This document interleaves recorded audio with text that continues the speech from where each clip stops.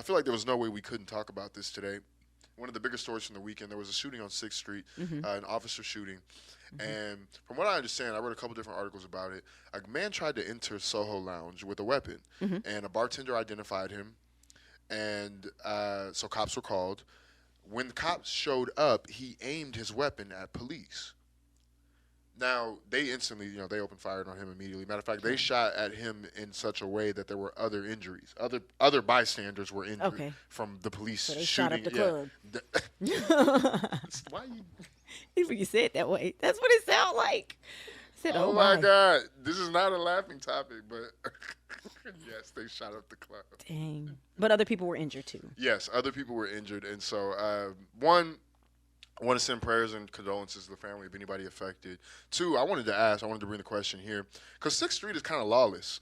Is there any changes we can make for like added security for people outside of bars on 6th Street? Or is it just kind of like, the bars have to take that on themselves? It's funny you say that because I spend a lot of time thinking about what is the difference between 6th Street and like Bourbon Street.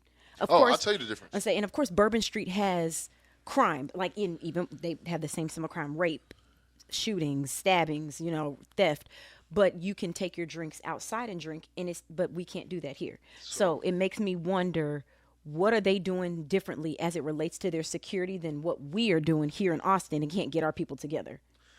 I think a question and a question. Yeah.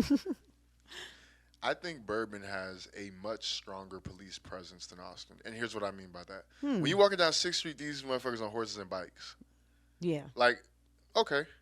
When you go to Bourbon Street, it's a dude with an automatic rifle just waiting. Like, it's different. Like, the police presence is slightly different.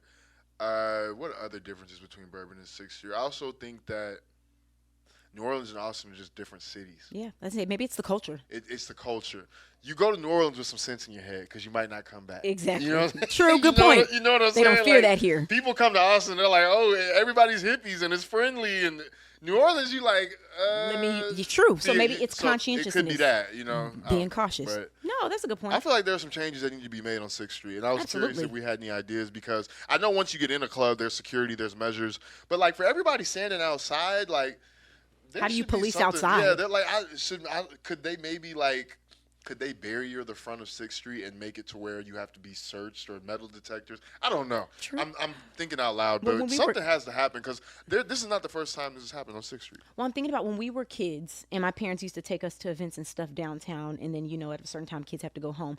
I remember them enforcing it a lot more than they did as we got older. Oh, of course. So I remember as teenagers and, when we're in our younger 20s and our younger 20s, you don't see that same level of, well, let me see your ID. And of course it's like, oh, you're harassing me, you're drunk, it's time to go home. You don't see a lot of that policing, and maybe a little bit of more of that would help. But granted, before they walk into any bar, everybody needs to be searched, your bag, everything. I see underage kids all the time on 6th Street. You and me both. And I'm first of all, that's on the parents. But second of all, I'm like, what the hell are you doing out here? Like, you should be, Mr. Flex, Mr. Flex, I'm with the shit, You're 16 years old, buddy. Like, I know you from other stuff, and I see you out here on 6th Street with a bottle or a cup, and I know it's in the cup. You know what I mean? Pretty sad. So I was just curious. What can we do? Because well, and a lot of people don't even go. Like, Dirty Six is not attractive other than to tourists now. A lot of Austinites don't go down there to party anymore. It's a tourist spot. I mean, we've lost so many friends and family members. Man. There's so much that you see there. Is it even worth witnessing anymore?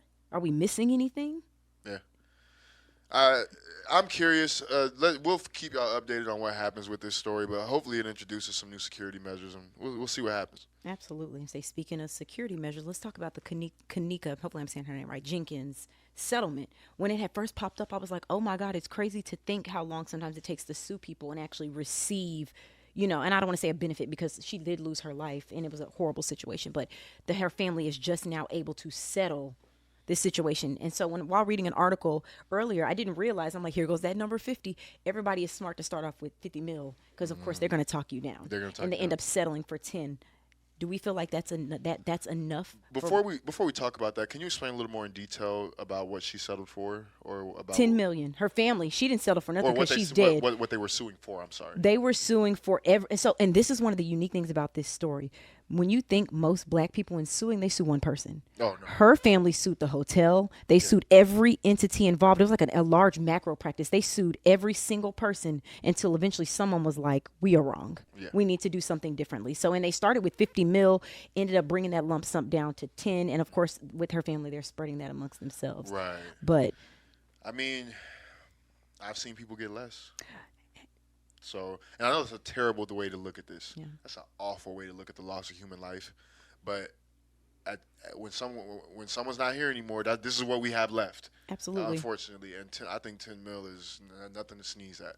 Yeah. I've seen, I had a friend get taken out by APD, and they barely gave his family $1 million. And that's what I was going to And say. so- Now we're seeing a lot of settlements. Yeah, so 10 million is, I know it doesn't replace the human, but Correct. I think that's in the neighborhood of what's appropriate.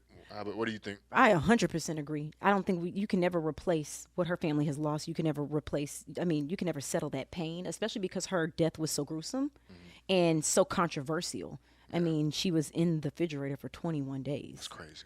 That's crazy. ridiculous. Before the cameras didn't work. Like, I think her family deserved. It was too much of a perfect storm, and so somebody's responsible. Agreed. Yeah. And I think her story also teaches us, not even as women, but as young people, but to pay attention to your Pay surroundings. attention to your surroundings. Know who you man. are, where you are at, and I know we have that sixth sense a lot, and it's not just my mom. I was telling my mom about this. I was like, is it a black people thing? I be having these senses. It's an everybody thing. Pay attention to your senses, because your body will tell you, okay, I need to leave. It goes back to what you were talking about, how you were raised.